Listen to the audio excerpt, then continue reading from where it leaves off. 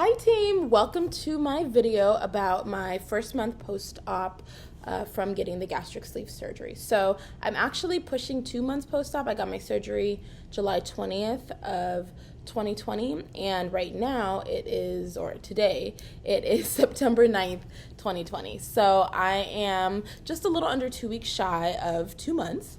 And I thought that I would share about my first month getting the surgery. I think that leading up to my own surgery, one of the things that really kind of reminded me why I was doing it and helping me see the other side of the tunnel was watching videos similar to this so that I could basically know what I was getting into. So let's start there. So I go to surgery July 20th. I've never been cut open in my life. I've never been put to sleep in my life, so I was terrified.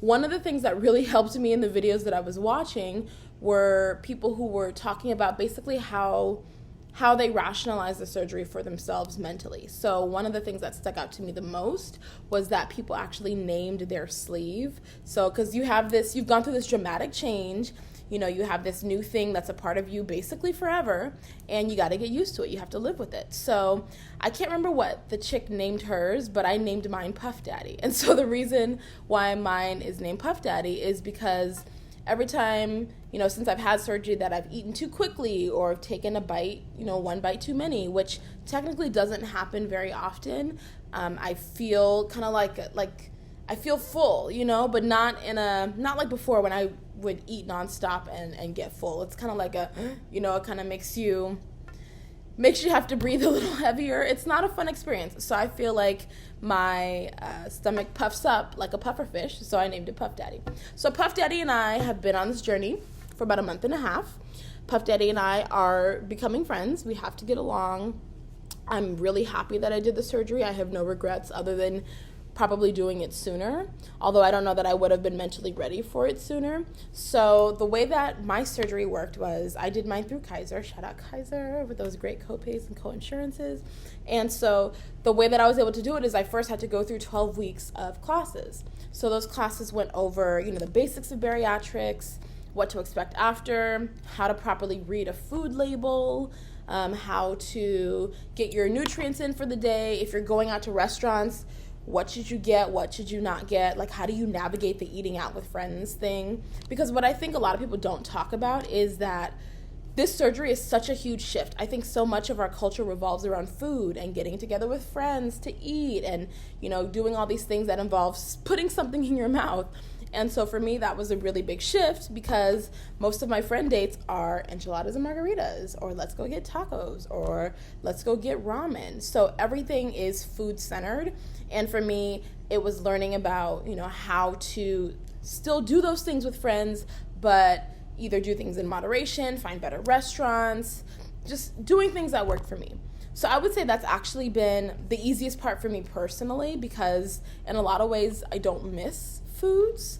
I really just enjoyed eating as a hobby. Like, it was great, but I didn't feel like I was using it as a placeholder for something. It was just more of like just not putting myself first. So if I'm getting off of work or getting out of class and it's 10 o'clock at night, Jack in the Box is on the way home, like I'll just stop there.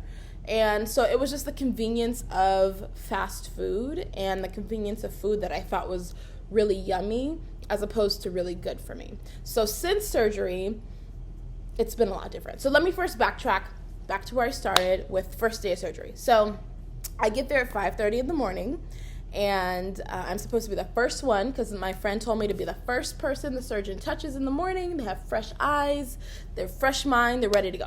So I get there at 5:30 in the morning, I check in, I'm freaking out because I've never had surgery or been on a hospital bed in my life. And so once I check in, they make me change clothes. I have to put, at the time I had braids, not locks, so I had to put my braids in this teeny tiny little cap that they had, and they were putting the IV in me.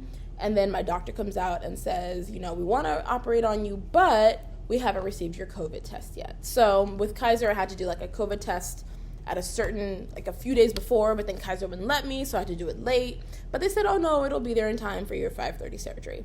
It was not. So I'm in bed. I've had time to take at least 2 or 3 naps, do work calls, respond to emails. I've gone to the bathroom I don't know how many times because they're like pumping saline into me. I've had time to freak out, calm down, freak out again, calm down again, to the point where I'm like, look, I'm hooked up. I've slept here I don't know how many times at this point, like, just do the surgery. So now I'm at the point where I'm like, just do the darn surgery. So it's about 5:30, maybe 6 o'clock. I'm now the last one of the day. So the doctor has done everybody else for the day.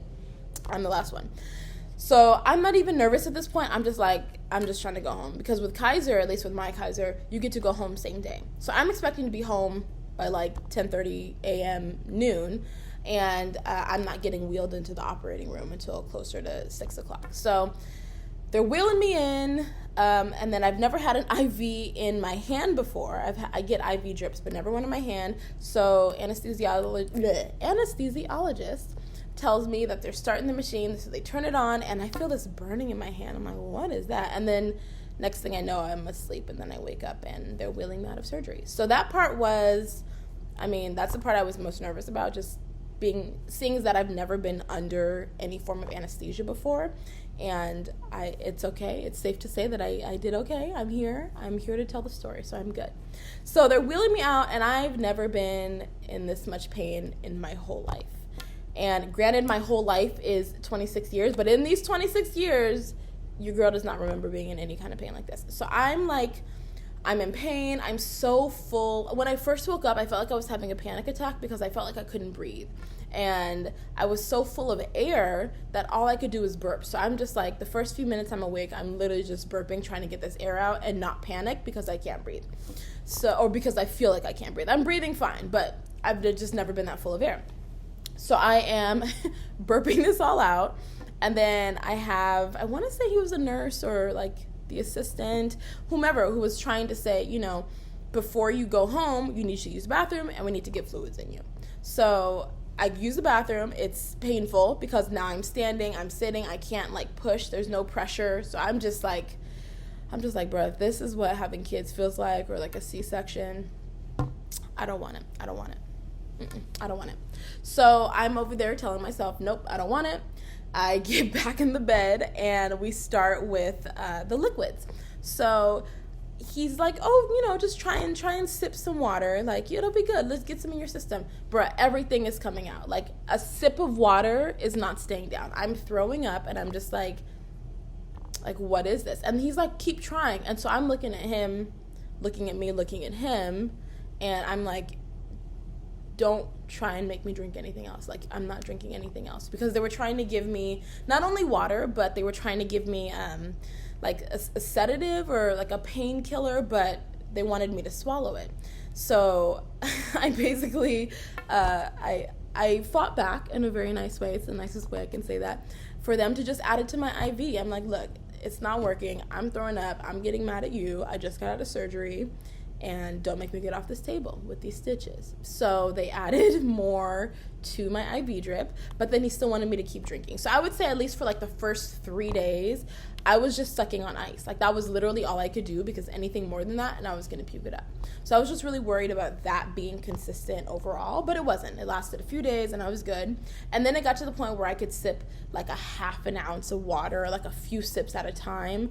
And it would hurt, but it was doable. So I'm like, okay, I know I'm getting better. I'm making progress. And then the first few days, I had a hard time, of course, getting up on myself, especially because my couch sits really low to the floor. So that was a little difficult at first. I needed a lot of support with that. But then once I did that, I was up and walking around, because they want you to walk around like 15 minutes a day just to get the blood moving, make sure you're good to go, no blood clots. So I was doing that. It was hard, but I was doing it. And I would say maybe by day 5 or 6, like, I felt good. Like, I was out running errands by myself. I was going to the store. I was going to the post office. Like, I felt good. I wasn't eating anything, actually, because I was supposed to be on liquids that entire time. So the first stage were clear liquids. So I was drinking this really gross Isopure. Other people liked it, but no matter what flavor I tried, I wasn't feeling it. But it was a clear liquid protein that I was drinking along with my water, and then I had some other meds I was taking too. And then after that, I attempted to transition to like thicker liquids. So I was doing Premier Protein and of course my water, still trying to get what I needed in. To this day, month and a half later, I still don't get enough water because of how much, like how hard it is to get all of it in. So I started drinking the thick liquids, and just felt like I couldn't, like whenever I tried, my stomach would hurt. I just didn't feel good. So I was actually one of the people that stayed on clearer liquids longer and thinner liquids longer. And once I felt like I could transition, I started adding that protein back again. I fell in love with chowder and bisque, and so I did all of that. I had lobster bisque almost every day because there's a really good spot right by me that my fiance goes to, and it was so good. So lobster bisque, bone broth was a thing, clam chowder without the clams, so I would literally just drink the soup from it. Same with mushroom soup, so I wouldn't eat anything in it. And the one time I tried, it was rough. It was rough. So I would just drink the liquid or eat the liquid from it. And I was doing maybe a half an ounce at a time of the soup, and then that'd be it. Like that whole soup, basically this container would last me a week maybe. I mean, at that point I should probably throw it out, but yeah, it would last me a long time. So I was doing that, and then I transitioned to, I wouldn't say that I did purees, but it was more of just like thicker food. So my clam chowder was a little bit thicker. My bisque was a little bit thicker. I started eating, really pureed applesauce, things like that. So that was how I transitioned to purees, just because I felt like my stomach needed more time to get there. And then from there, I went to the solid food. So I am now, like I said, almost 2 months out. I do eat solid foods, although I will say I think my stomach just digests like thicker liquids a lot easier still. So if I can go back to a soup, I definitely do.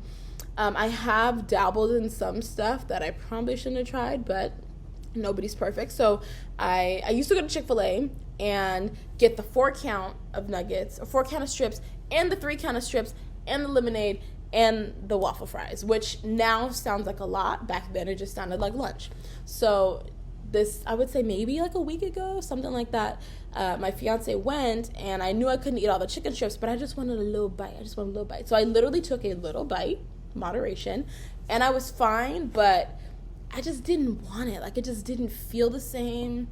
I was like, there's so many things I could have eaten that were better, which is like never me. I'm always like, is it fried? I want it. So I took a little bite, and I didn't finish it. So I've tried that, decided it's not really for me right now. I have done, because I really like tuna, like raw tuna, so I have tried that in moderation, and I've been okay with that. I love oysters. I can kill a whole dozen plus. And I noticed that before surgery, like leading up to it, when I would eat it, my stomach would hurt. So I was wondering if I was developing an allergic reaction to it, or just some intolerance. So I wanted to test it out, because I've heard that stuff changes after surgery. So I went to a restaurant and had just one oyster, and I felt fine. I actually felt better than I had before the surgery eating oysters. So I haven't done a lot of that, because I still want to be sensitive with my body. But raw fish we're doing okay. So I would say that I'm definitely probably moving in a different direction than what most people do, but these are things that are working for me. I don't want desserts really that much anymore, so I haven't had ice cream. Or you know what? I lied. I had a small, took a baby spoon and had a little bit of ice cream, and it was so good, but I didn't need it. And one thing I joke about with my fiance is that, you're full, but you have room for dessert. You have your dessert stomach. Well, the day that I had the ice cream, I'd already eaten, and I just wanted a little bit. And I'm like, I got my dessert stomach. I'm okay. There's no dessert stomach. My doctor took out the dessert stomach when he took out most of my stomach. So your girl just has one little banana, like this. One little banana stomach. Picture this being my stomach. And this was like the rest of it, and this was the dessert. Like, he took both. So this is all I got. So there's no more dessert stomach, which is good for me, because I want to look like a dessert and not eat one, okay? But I have done a lot of other things in moderation. So even though I'm not really doing ice cream like that, I'm still doing like sorbets that I make. So I'll blend some frozen peaches up, add a little bit of water, and for whatever reason, like, I've been craving peaches like crazy. So that works for me. I've had watermelon, which is full of water, and that's been good for me, since I find that I can't really take in as much as I need anyway. That's been really helpful. Another fruit that I loved when I was little that I'm starting to eat more of again are figs. Like, figs are so good. And I think it's my body's way of like still getting some sugar and like, satisfying that little bit, but they're still good for me, and I'm not overindulging. So maybe I'll have a fig here, a fig there, but yeah, figs are the business.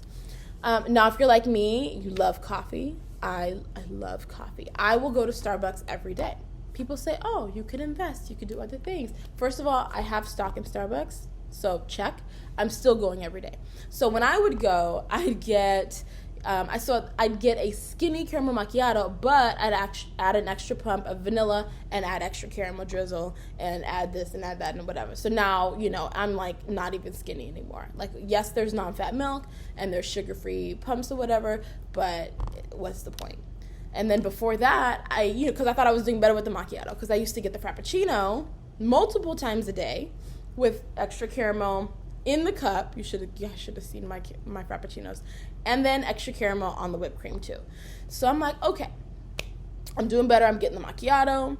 And at the end of the day, like, it still wasn't the best option for me. So since surgery, because my doctors really said to cut back on coffee, specifically caffeine, when I do want something that tastes like coffee, I've been getting a tall caramel macchiato, skinny, of course, nothing added. In fact, I'll even take stuff away or ask for no caramel at all, and I'll get decaf because I still get the taste of it. Like, it still satisfies something for me, but it's a lot better for me. And again, like, yes, I'm ordering a tall, but I'm taking like maybe 3 sips of the tall. Like, I'm drinking maybe a 16th of the whole thing for the whole day. So I'm not even getting through these drinks. Now, when I do want caffeine, I have been getting something that gives me a little bit of it, and that's the strawberry acai lemonade. So I'll get either a tall or a grande. Again, your girl never finishes. And I get light lemonade. So I try to at least cut back on that area. I don't add anything extra, but I do get light lemonade. So with that, and for whatever reason, mine haven't been carbonated. I don't even like carbonation anyway, but I know that we're not supposed to have it after surgery. It's not good for your stomach and it makes it expand. So I've been getting that, and it's been really good because I get the little bit of caffeine that I need, and it tastes yummy. I don't know where I was when they made a strawberry acai lemonade. Like, I would have done this a lot sooner, but it tastes so good, and it gives me just the little kick that I need to like keep my day going. So that's what I've been doing for that realm, and things have been great. I got an air fryer, so things that I used to douse in butter or fry with breadcrumbs on the stove, like, I put all of that in the air fryer. So that was also a big thing for me, because one of the reasons I would eat out so much is I would assume like it's going to take me forever to cook. I'm going to do all these dishes. And with the air fryer, that doesn't happen. So you can literally cook your meat from frozen. Like, from frozen.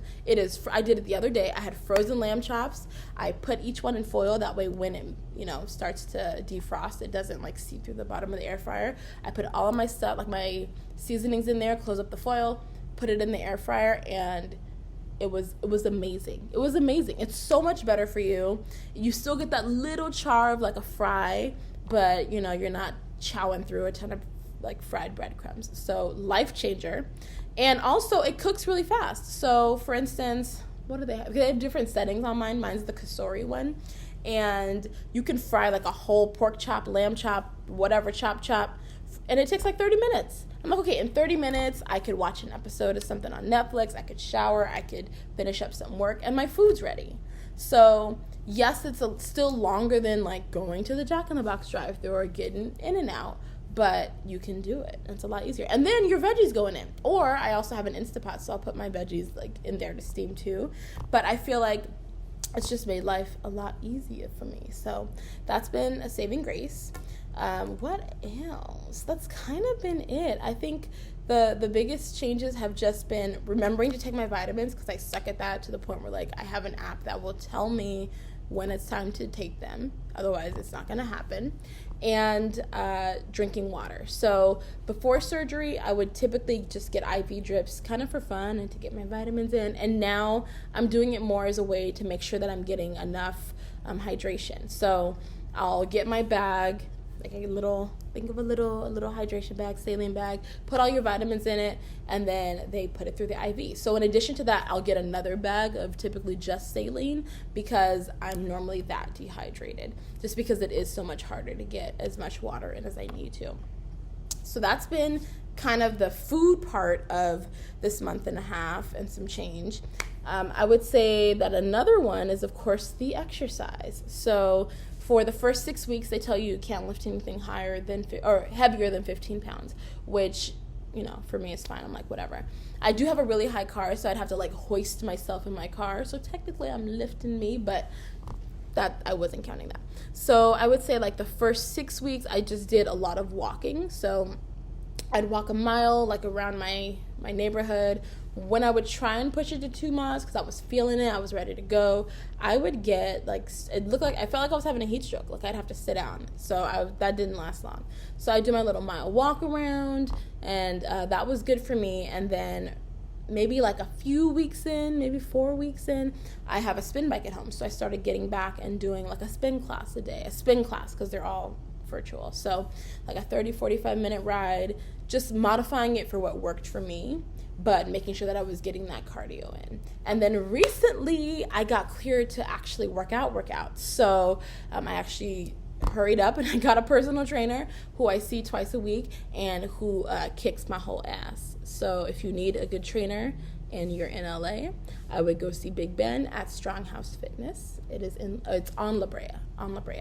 But that for me has been really helpful because I haven't really lifted anything or done like a real workout aside from cardio for at least 6, maybe 7 months. So it's been hard to get back into the swing of things.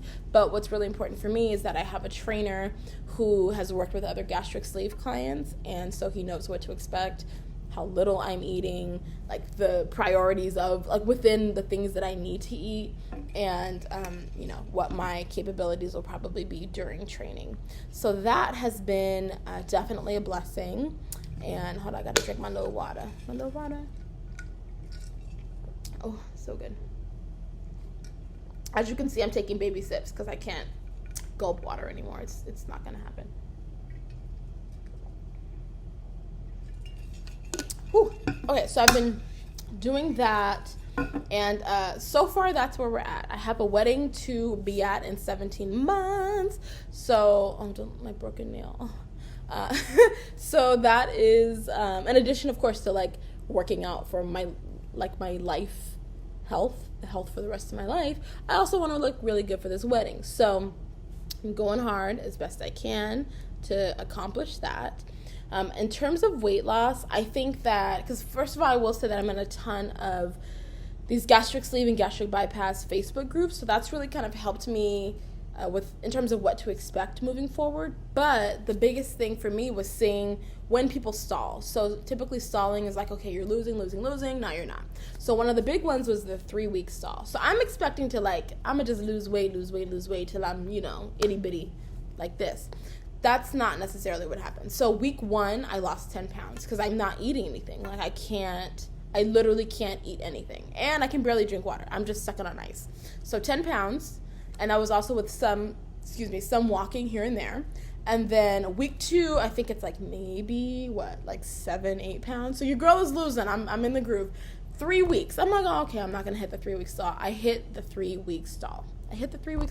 In fact, I gained a pound. And what I was really upset about was I just had a whole surgery. How am I gaining a pound?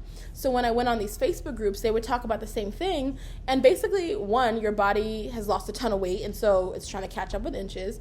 But 2, your body's losing so much weight, and it's what the heck is going on? Let me do what I can to slow this down. So protective factor. So I'm trying to tell my tummy it's okay, let it go. My tummy's we're trying to help you.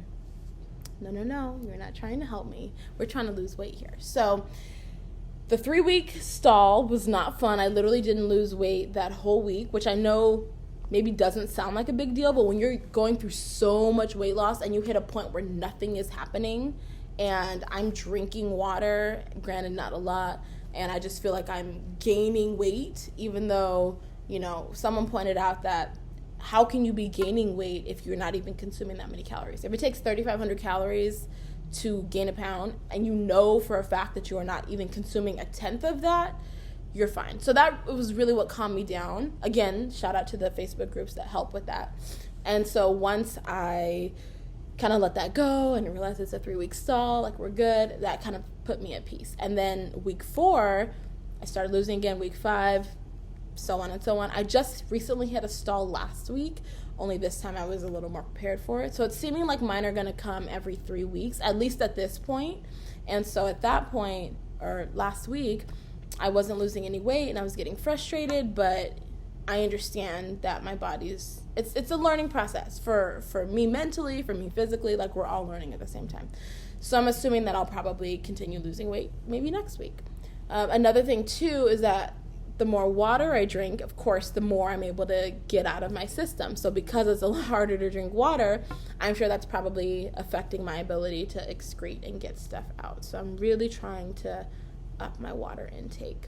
But to date, I have lost like I'm right under 30 pounds, you guys, right under 30 pounds. I started at 271. That was what I was at weigh-in. And I don't know if that was 271 point something, but they just said 271. So I'm like, okay, that's what I am at weigh-in.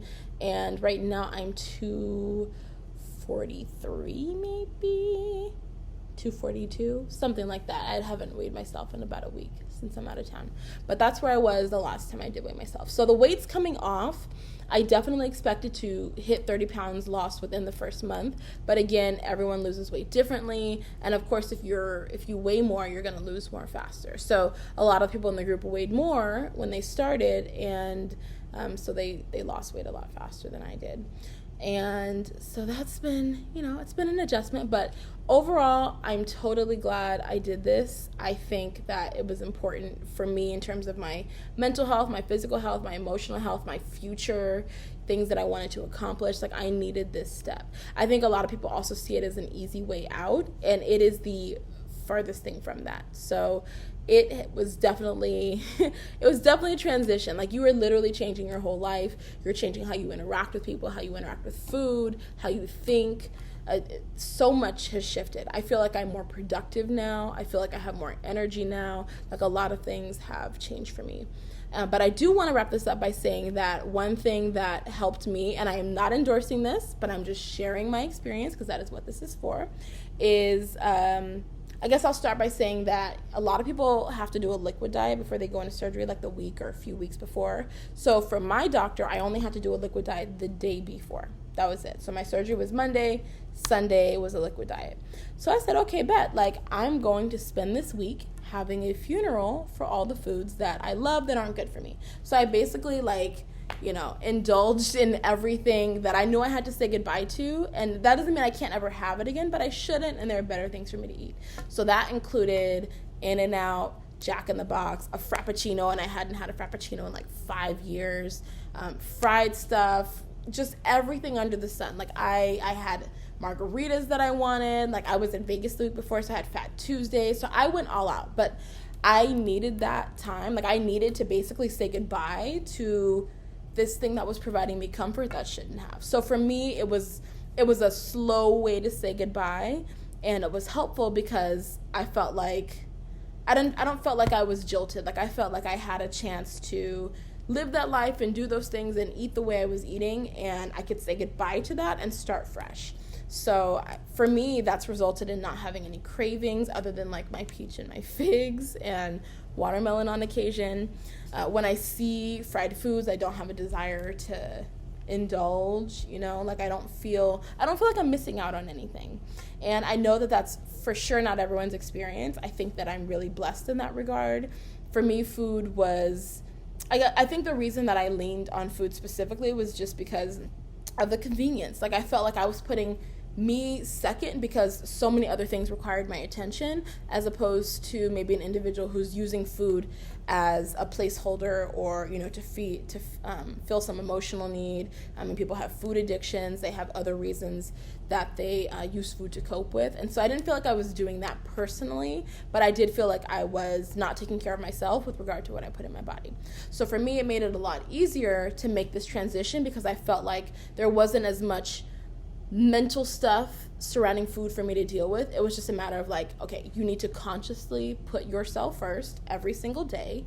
And, you know, if you want this long life, if you want all these things, if you want to be healthy, like, you can't do what you're doing. And so it was really a come to Jesus moment with myself that I think has gone really well so far. So shout out to Dr. At Kaiser, and I will be with you guys soon. If you have any questions, comments, please leave them in the little comment box.